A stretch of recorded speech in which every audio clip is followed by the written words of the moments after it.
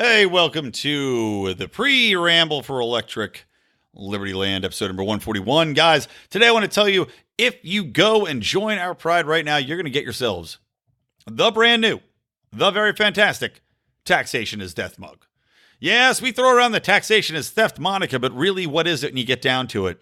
Your taxes are going towards funding of wars. Your taxes are taking money out of your pocket that we can spend on life expenses, that taking money out of your children's mouths if they're eating money, or you're buying food with it, whatever else it might be. Let's kick this thing up a notch. Go to patreon.com/Lions of Liberty. Join up. If you join up for at least $10 or more, or if you're a current Pride member and you want to bump your membership up to at least $10 or to the next level, if you're already at $10, you will get a brand new 100% free Taxation is Death mug. Go to patreon.com/Lions of Liberty. Check it out. Welcome to Electric Libertyland, here on the Lions of Liberty podcast, your weekly shot of culture, comedy, and liberty with your host, Brian McWilliams.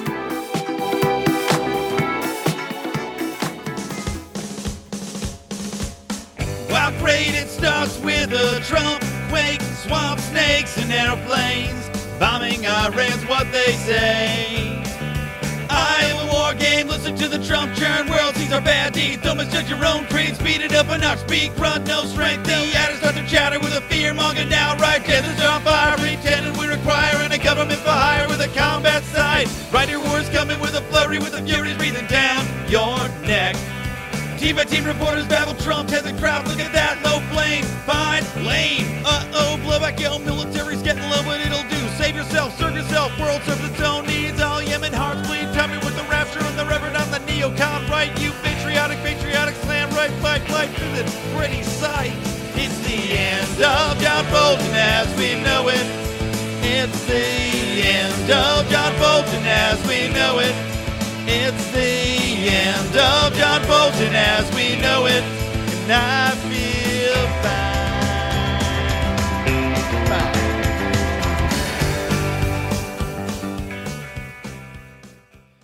It's time John Bolton spent some time alone. It's time.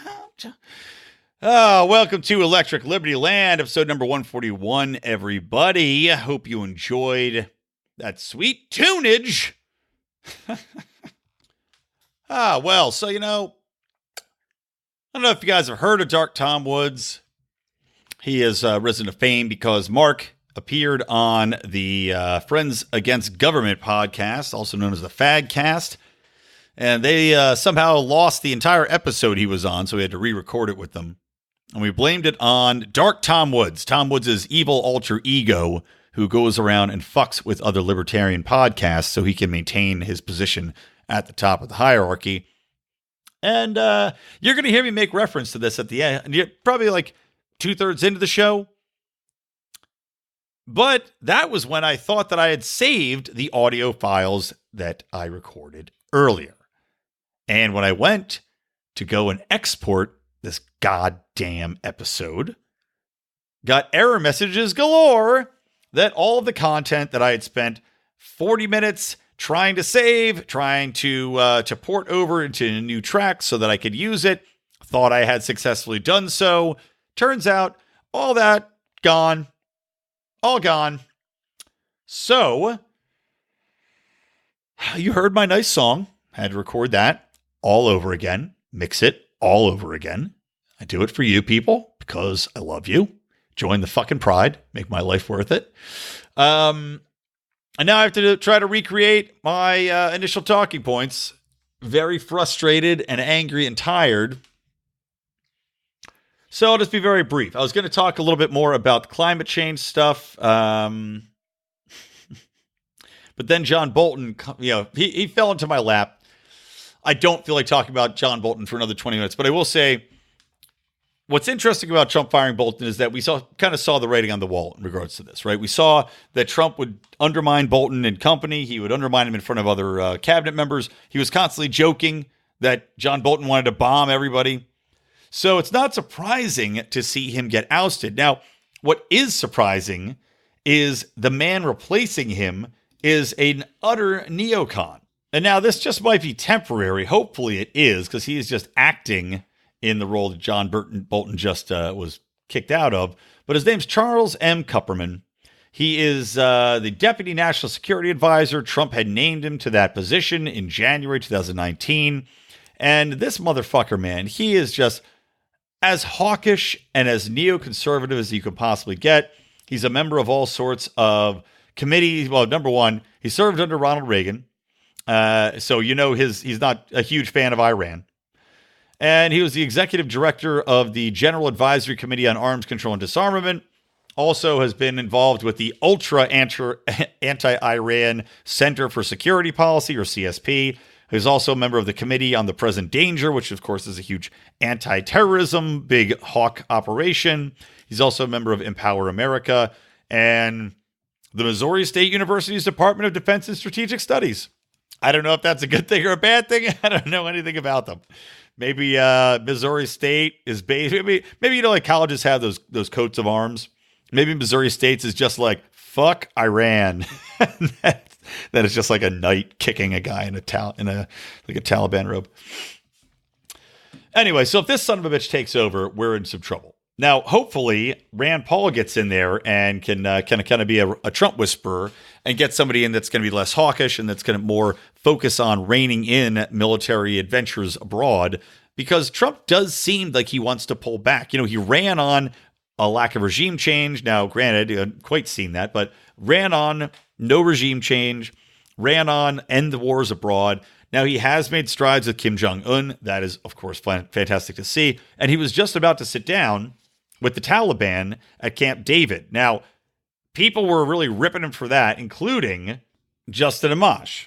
Now, Justin Amash was ripping him because he didn't think it was appropriate to meet with the Taliban on the anniversary week of 9/11, which is, of course, fucking stupid. Anytime you're going to meet with somebody to end the longest war in America, especially if you consider yourself a libertarian, you should be applauding that meeting.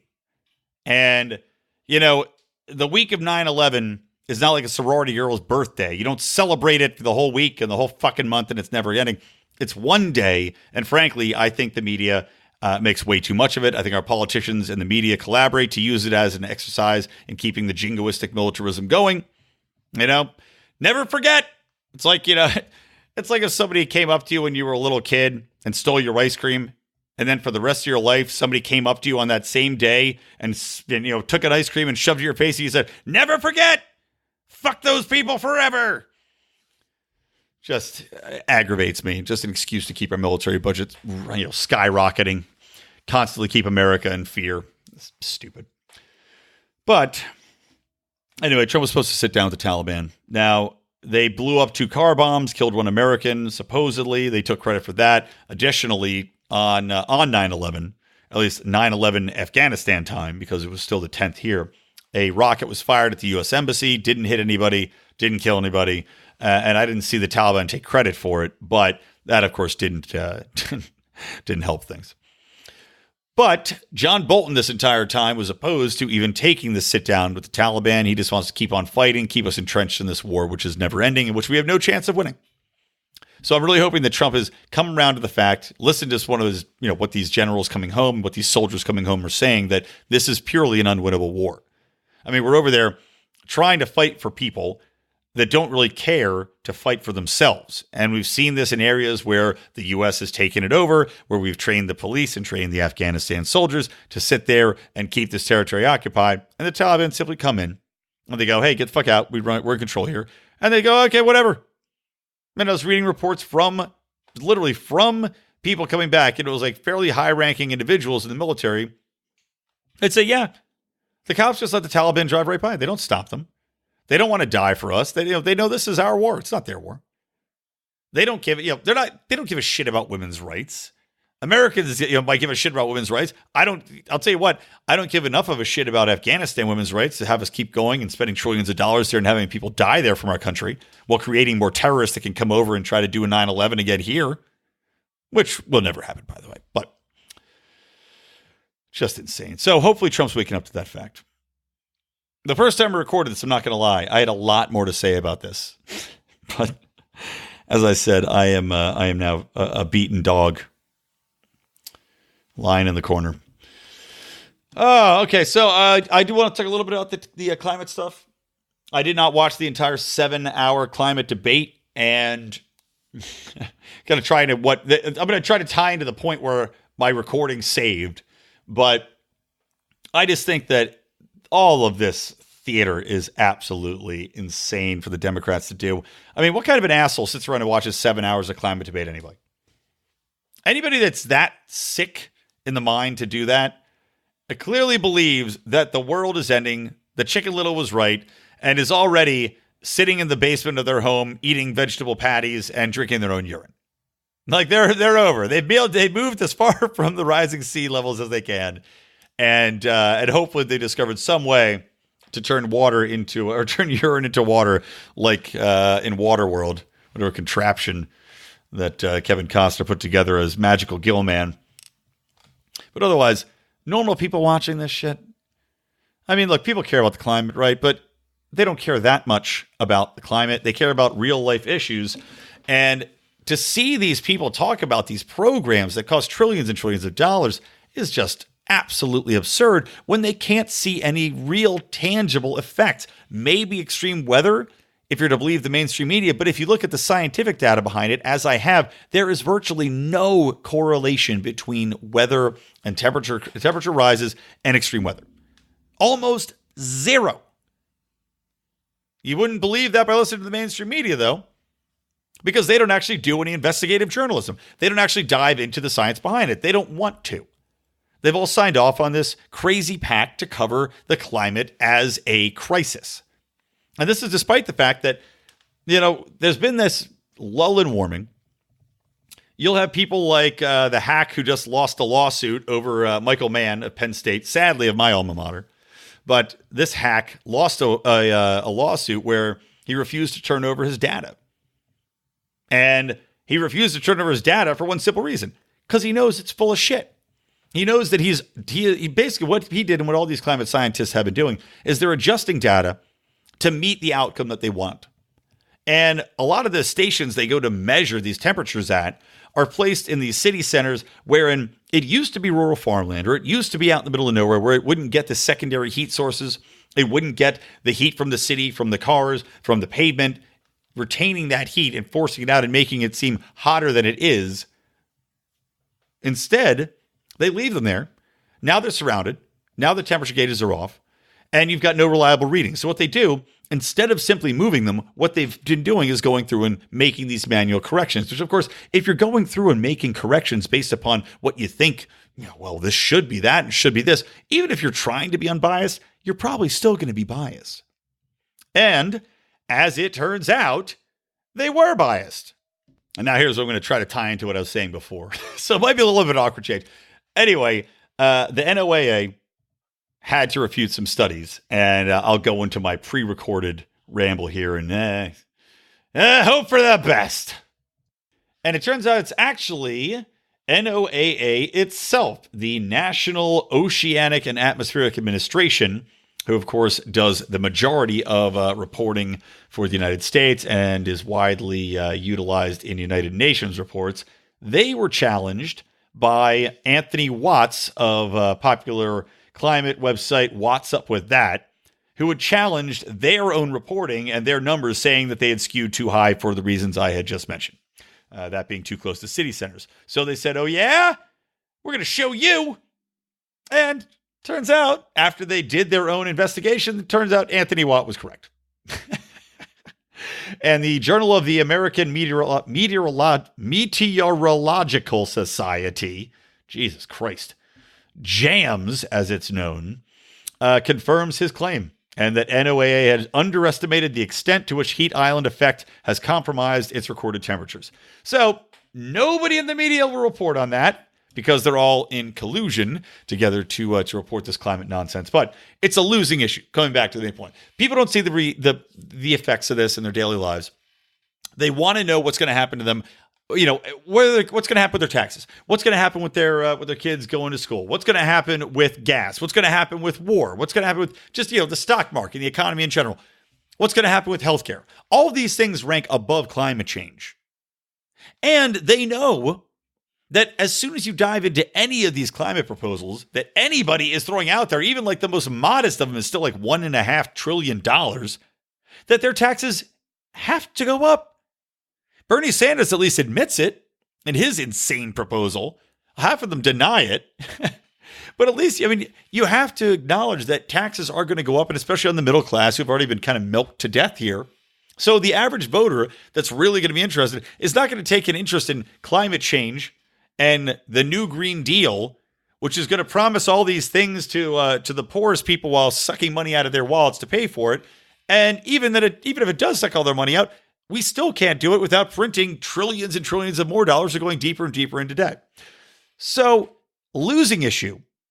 But as we're seeing, all these Democrats want to show it to the forefront for some reason.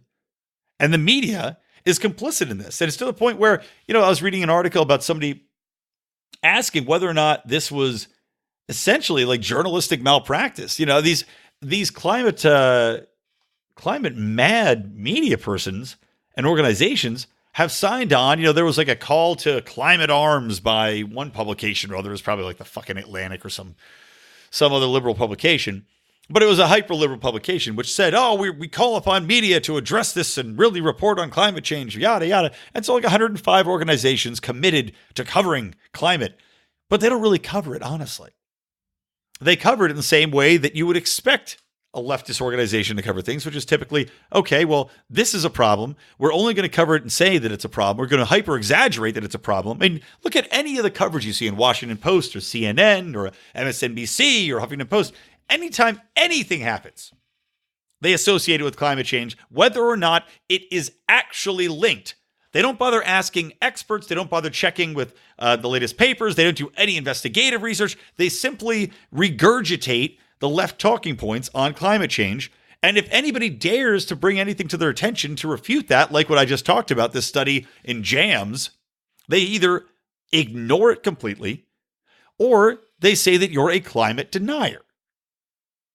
So how can you have honest journalistic reporting from organizations that have already signed on and committed to covering climate change, however, from the mindset that it is a problem?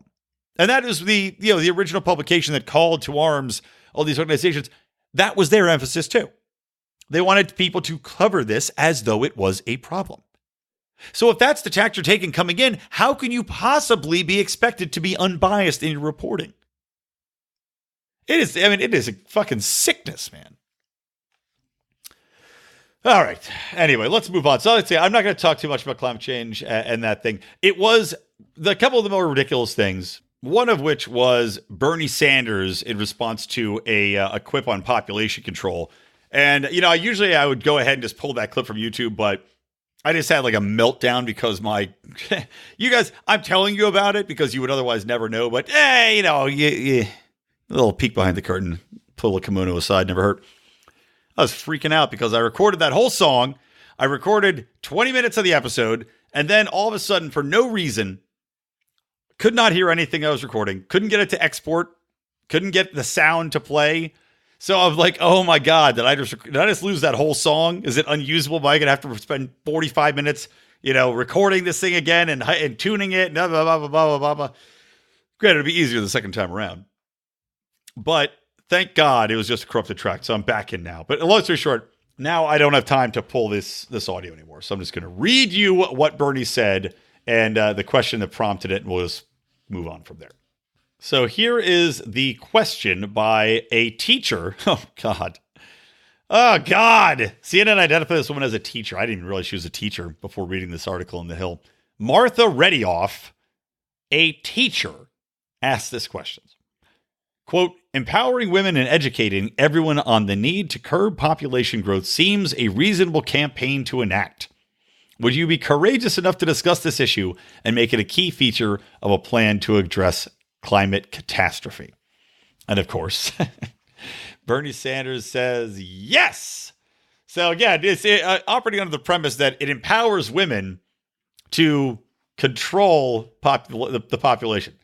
Women are empowered by killing off these babies, I guess. I don't know. So Bernie Sanders' response to this was, well, Martha, the answer is yes. And I'll do my best Bernie Sanders for you. The answer to everything to do with the fact that women in the United States of America, by the way, have a right to control their own bodies and make reproductive decisions.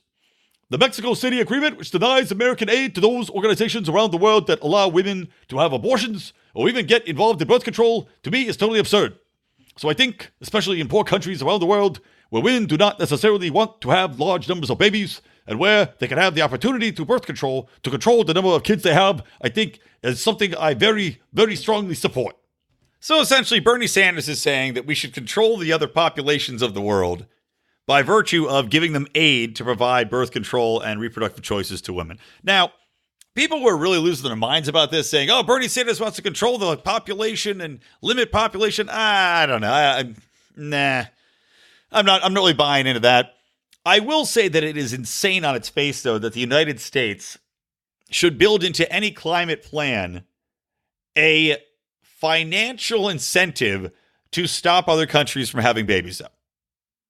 I mean, my God, Planned Parenthood was already founded by a racist woman who wanted to have black babies stop being born, and that was essentially how it started. Nobody likes to talk about that. But for us to take that and make it a positional governmental position, to go all these other countries, primarily filled with people that are not white, that we're giving aid to. I guess Israel's kind of white, but I think they have plenty of birth control. All these countries we're going to give aid to. We're essentially saying we're going to try to stop you from having babies, and we're going to give you money to do it. So here, go give your population birth control. Meanwhile, that would not help the countries. I mean, if anything, falling birth rates are not a great thing. Usually, rising birth rates are more helpful for a nation than falling are. But just think of that. From an official position of America, not only are we going to go and drop bombs on people that are people of color, the POC, and now we're mandated to call them, not only dropping bombs of POCs worldwide, but we want to make sure that they stop having so many babies.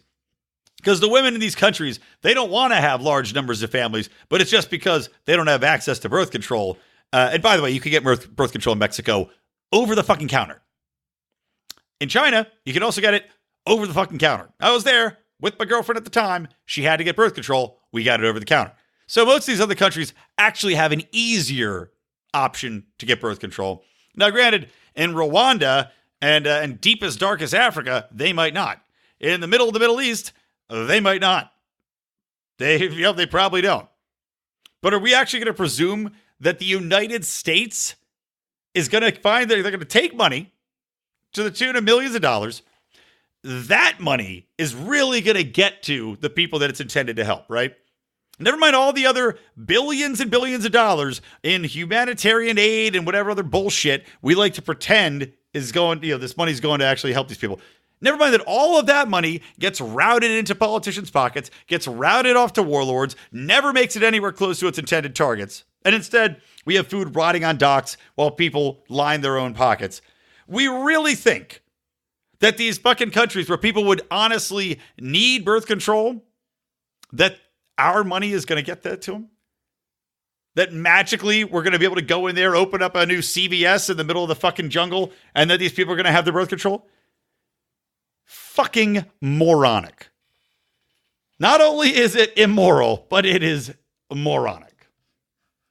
Okay, so that was one golden moment from it. The other one, which is just the absolute best, was Joe Biden having his eyeball filled with blood. I mean, will there ever be a better moment in politics than this? That a 76-year-old man who's already prone to having gas left and right, who claims that he would beat up Donald Trump, bleeding out of his eye, and it's not like a bird flew in the window. Remember when Bernie Sanders was giving his speech and like a bluebird landed on the podium and all the fucking Bernie supporters lost their minds as though he was Snow White and this was a sign from God? Well, if he was Snow White, and turns out he wasn't because the evil queen got him with a poison apple that turned out to be the Democratic National Committee.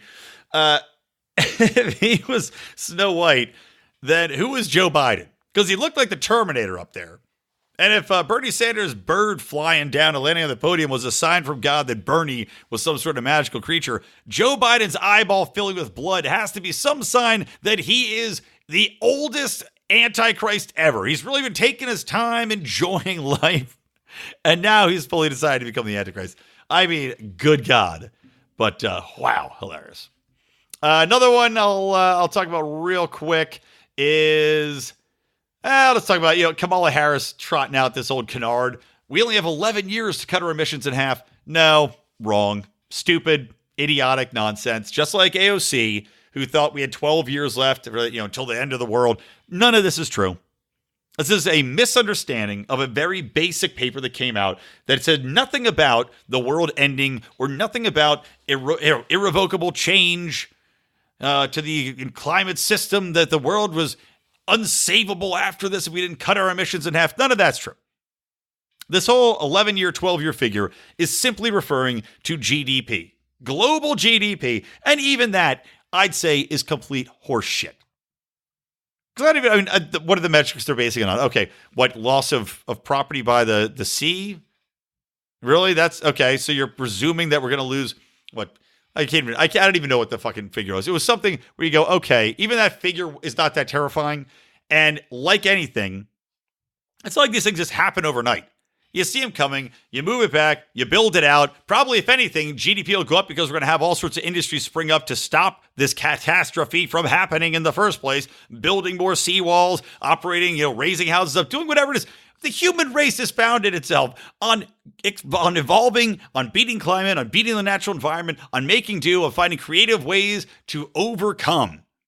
You're going to tell me that if this was a real issue, we wouldn't come together and find a way to overcome it? You wouldn't tell me that there's not entrepreneurs out there starting new companies that are going to invent ways to try to help save your house or prop it up or whatever it might take.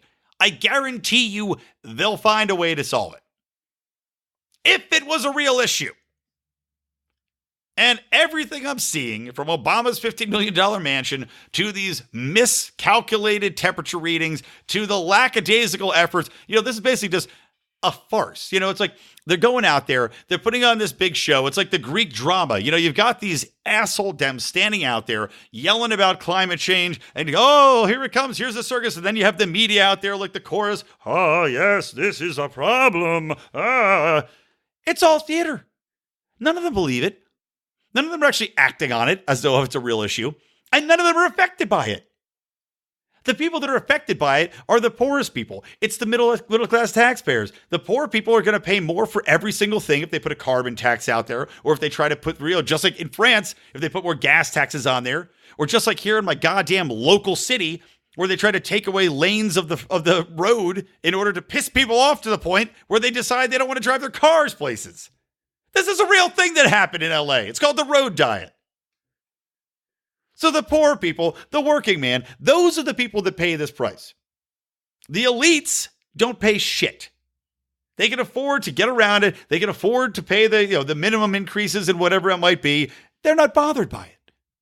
They're living in the ivory tower. Let the peons in the muck and the mire worry about footing the bill for all this. Worry about not being able to make ends meet at the end of the month. It's not their problem. They're just going to tell you how to live without understanding how you actually live. All right. Pissing me off. Let's move on. You know what? Actually, I want to take a quick break, guys. So I told you about Conversation Matt Time last week, but Bobby Wilson, my man Bobby Wilson, right? No, nobody? Yeah, it's like from Back to the Future. Mayor Goldie Wilson. I like the sound of that. Anyway, Bobby Wilson, who owns Conversation Matt Time, he is a member of our Pride. Of course, he is our highest member, highest you could be, and that's why he gets this wonderful ad in the middle of the show.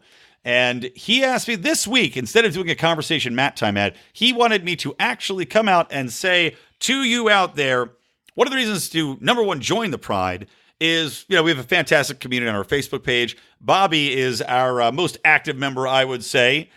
Hugely important in our daily memeing. Also just good for commentary. Obviously, has a very strong grasp of libertarianism, likes to have conversations and deep dive on it. And Bobby actually hosts calls for the Pride group. So what he'll do is he'll say, okay, let's get together at a time, talk about different issues of libertarianism, talk about current events, talk about some different questions people might have in the Pride. So he hosts his own working groups with other Pride members. I mean, shit, man, we should be paying him. But hey, turns out he's paying us. This is how he wants to use it. So, guys, go check out the Pride, patreon.com/Lions of Liberty. You can join for as little as $2 a month to get into our special secret Pride group on Facebook, and you can take part in these calls with Bobby and the rest of the Pridesters. So make sure to check that out. And again, a big thank you to Bobby for everything he's doing for us right now. Okay, let's get back into it. All right, welcome back. Electric Libertyland, episode number 141. Go to lionsofliberty.com/ELL141 for the show notes. Now, let's come back and talk about this insane data grab by the government. And this is coming on the heels of, and I don't know how ICE is involved in this, but on the heels of the Department of Justice filing a court order to get information on users of Obsidian 4, which is a tool used to control rifle scopes made by night vision specialist American Technologies Network Corp. And the reason they filed this is because ICE, Immigration and Customs Enforcement, is seeking information looking into an investigation into possible breaches of weapons export regulations. It's looking for illegal exporters of ATN scope, although the company itself isn't actually under investigation. So, again, I don't know why ICE is involved. So you think, if anything, it would be, the Bureau of Firearms, you would presume, if we're talking about illegal exports of something associated with a weapon. I don't know. They lost me here. Long story short, though, this Obsidian 4 app is an app which allows people to calibrate their rifle scope by putting their phone, it's like a Google app or an iPhone app. You put your phone up to the scope. It helps you calibrate it. You can do it remote. It's great. So they want to go in, ask or try to mandate Apple and Google turn over user data so that they can see who's using these scopes and I guess where they got them, or none of this really makes any fucking sense. So what they're going to do, they're going to try to get every single user that has it, which is like, 10,000 users. They're going to try to get that in order to figure out who might have an illegally exported scope. I guess double checking registration or purchase records. Again, that seems like it would violate a secondary privacy breach where you'd have to demand sales data from people to find out who purchased what when. It's just insane. So long story short, because there's some sort of bizarre export issue with an illegal scope being exported, the government thinks that they can demand 10,000 users worth of data, access probably their sales history, access what they're doing on their phone and the usage of this app. Because obviously, if you're calibrating it, they have to get your data from the app, see what you're seeing to see if you're using the scope properly. And then they're going to go in, after going through all of those innocence information and data, God knows what else is in there. After that, then they're going to apparently go and track down, I don't know, how many of these scopes could be out there? I have no clue. How many people bought this app to calibrate that scope? I don't know. A far smaller number, I would guess. I would guess most people don't use an app to calibrate their scopes. So probably, if we're being honest, the government's going to go 10,000 data deep in order to catch 5 people that have bought a scope. That's going to be my guess. Now, at this point, it's not definitive that Google and Apple are going to turn over their data. And although I'd be shocked if there wasn't some sort of rollover. However, you got to hope that they would fight him, because if they turn this kind of stuff over, who's to say that you can't use, the government can't go and say, okay, well, we want to see everybody's records from Pokemon Go or whatever the latest interactive game is where you're going around places with your phone out and looking at shit all the time. Because then you say, if you go through that data, well, maybe there was a murder in an area. Say, okay, well, we're going to go through all the phone data of all the people that use any app that uses video in that area because we have to find a killer in this region.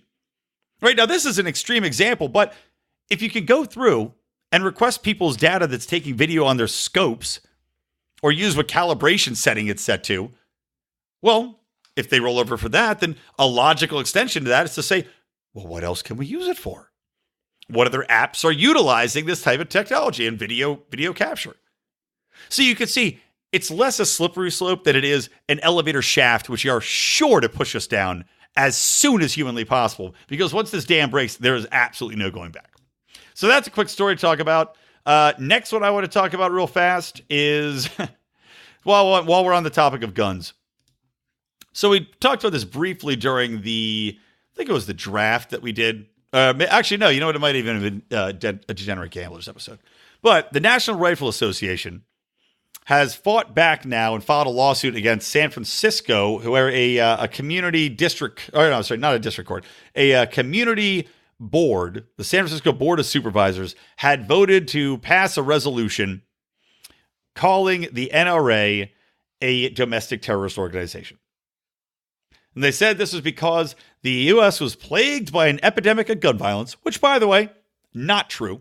Statistically, absolutely not true. And gun violence has actually gone down every single fucking year for about the past 20 years, maybe more. And also that these mass shootings aren't even really up.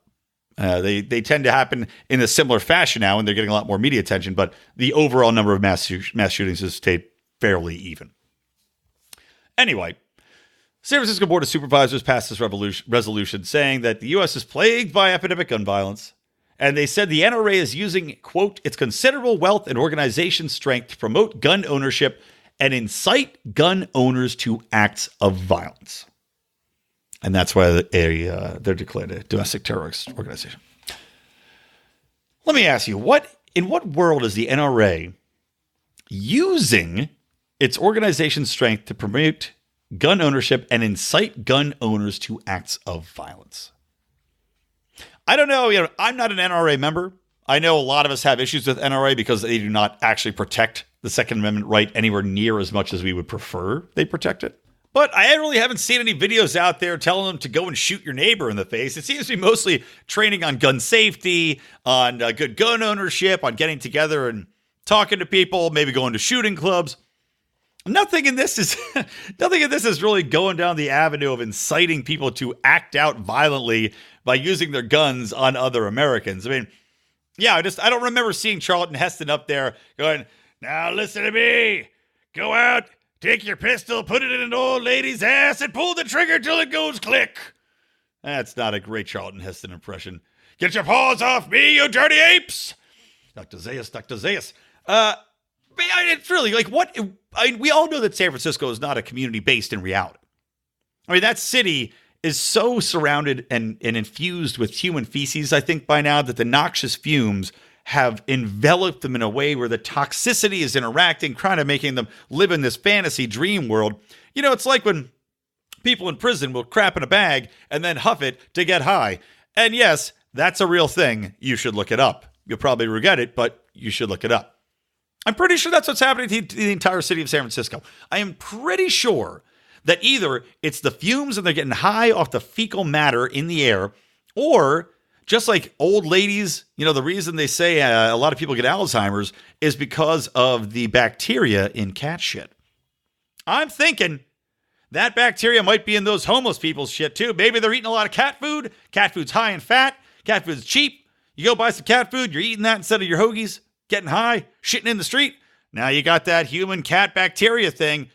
Mass Alzheimer's. People forgetting how the world works. They're getting delirious. They don't know what's happening in the real world. Thus, I've just explained how you can think that the NRA is a domestic terrorist organization that incites violence. Bingo, bango. So anyway, good to see that the NRA is going to be suing these people. I would agree that it is complete and total slander.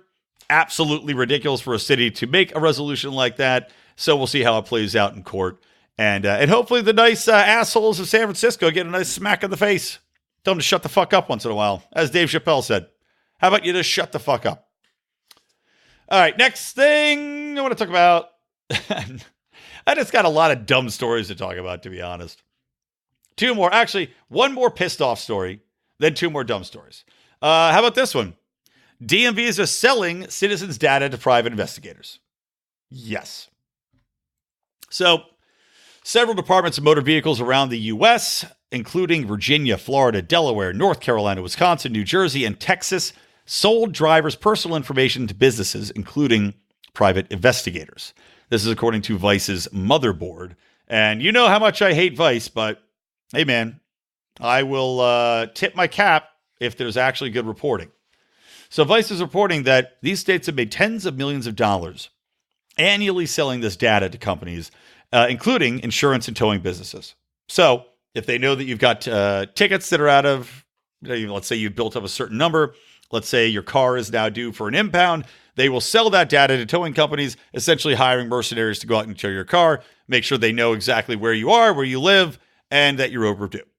Additionally, by selling this information to private investigators, this woman, Erica Olson, who is the director of Safety Net at the National Network to End Domestic Violence, made a really good point in saying that the selling of personally identifying information to third parties is broadly a privacy issue for all, and specifically a safety issue for survivors of abuse, including domestic violence, sexual assault, stalking, and trafficking.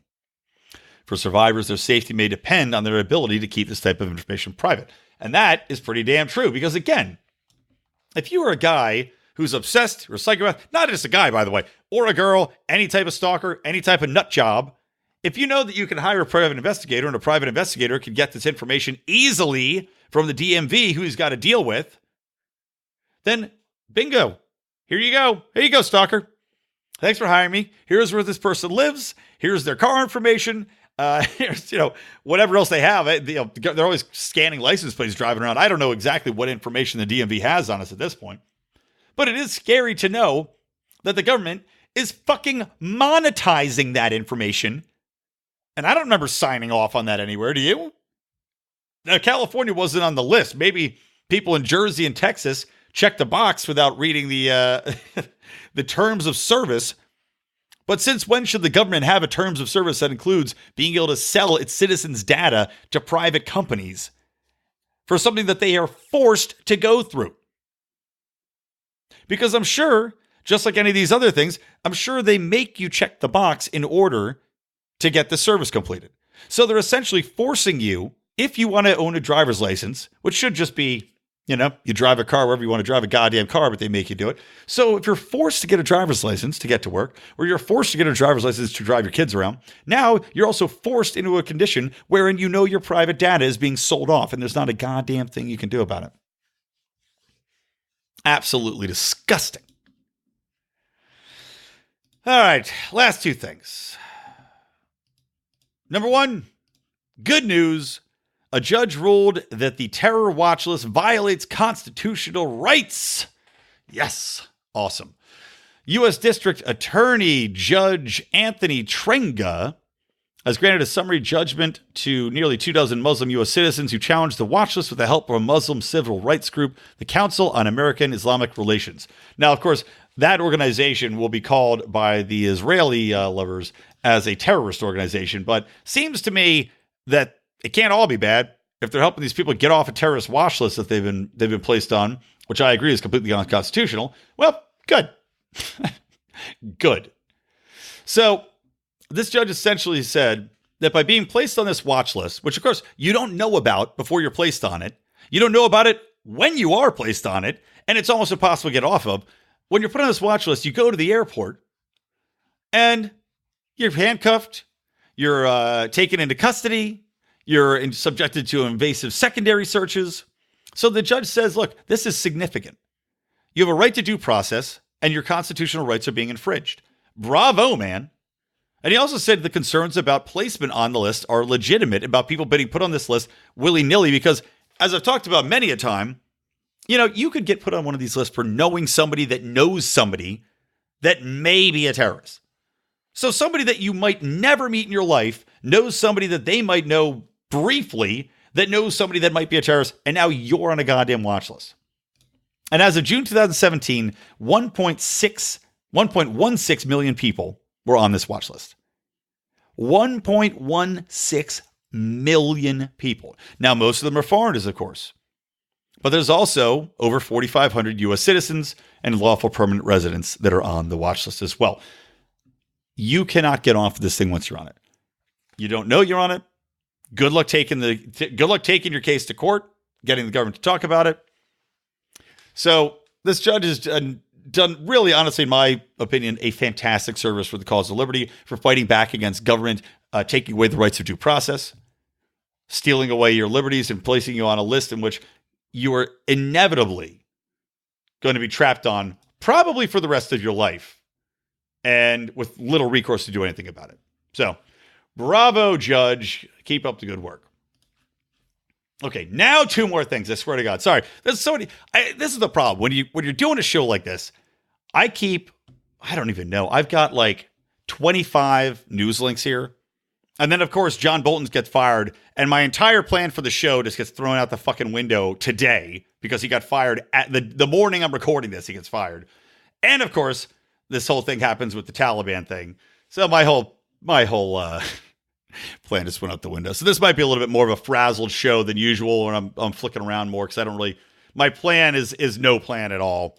But I got to talk about these 2 things. You know, talking about Bobby Wilson, guy I was talking about in the commercial earlier, posted a hilarious little article in our forum, and that is about the new Miss Monopoly from Hasbro, which is supposed to celebrate women's empowerment by giving women a head start in the game. Right? Just think about that. They get empowerment by getting more money and starting the game with more money. Isn't that fucking the most absolutely condescending little pat on the head? Hey, you can't hack it. Let's make sure that you have an advantage over everybody else without having to earn it at all thing you've ever heard in your life. I mean, why would anybody think this was a good idea? Look, women, we want you to feel better about yourselves, so here's a little extra cash. If anything, that sounds like what a husband would do for his wife that came home mad. Hey, baby, here's a little extra cash. Go get yourself something nice. Go buy some bonbons. Here, treat yourselves to a Real Housewives DVD. This is so stupid. And they're saying that the rationale for this is even better. So here's the quote from Hasbro's statement. It's, quote, a fun new take on the game that creates a world where women have an advantage often enjoyed by men, the company said. But don't worry, if men play their cards right, they can make more money too. Okay. And instead of, that's all the only difference. So they say instead of buying property, players also invest in inventions created by women, things like Wi-Fi and chocolate chip cookies. All right. And also there's, jail and luxury taxes, all this other crap. They also had Monopoly Socialism that came out earlier, and I guess was widely panned. I never read it, never saw it, don't know. But this is not the first stupid thing Hasbro's put out. And I don't know. I got to think this is one where the real feminists in the world will take a lot of umbrage to a game that feels that women have to be mandated to get more money in order to compete with men on a fair battlefield. Just if your head isn't so far up your woke ass that you can see your own intestinal tract, you can kind of see the issue with this. Oh, God. All right. Last one. The true idiots of the week, though, is London's Aquarium. They are going to raise the world's first gender-neutral penguin. And this is on the heels of a same-sex penguin couple that they've got at the zoo. And the same-sex penguin couple, they decided that they're going to give this same-sex penguin couple a baby penguin, but they're not going to give the baby penguin a name. And that is what's going to make it the first gender-neutral penguin. It's not a hermaphrodite. It's got a gender. I don't think the story they tell us what the gender is, but it's got a gender. They're just not going to give it a gender-specific name. So, please explain to me in what world this makes any fucking sense. The penguin, being a penguin, doesn't have an understanding that, if we're to believe the humanities experts and the women's studies and the gender studies experts, gender is simply a social construct, right? So if that's true, this penguin would have to have a pretty complex understanding of gender theory and that gender is, in fact, a social construct to understand that it wasn't going to have a name. It also would have to understand that it had a fucking name, which I don't think penguins understand they have names. I don't think penguins are quite that smart. But I don't know. Maybe it'll make a response to something. So little Subantha or whatever the fucking they're going to call this thing. So number one, though, it has to have a pretty complex understanding of gender theory. Number two, has to ignore the basic biology of, being a fucking water bird, which is going to dictate whether or not it has eggs, whether or not it wants to mate with males or females, whether or not it is going to raise babies, whether or not it's going to develop its body in one way or the other, because, it's biology and it is an animal. And no matter how much this penguin might be taught about gender theory, it's still going to end up to be a fucking male penguin or a female penguin. And no matter what kind of bullshit you make up with it in a British accent at the London Aquarium, it's still just going to be a fucking penguin that's a male penguin or a female penguin. So that's it. That's the idiots of the week right there. And now I'm going to end this podcast. I'm going to pray that this episode exports correctly and that you lovely people out there get to hear it. So thank you and good night from me, Brian McWilliams, from the Lions of Liberty, from Electric Libertyland. Always stay plugged into liberty.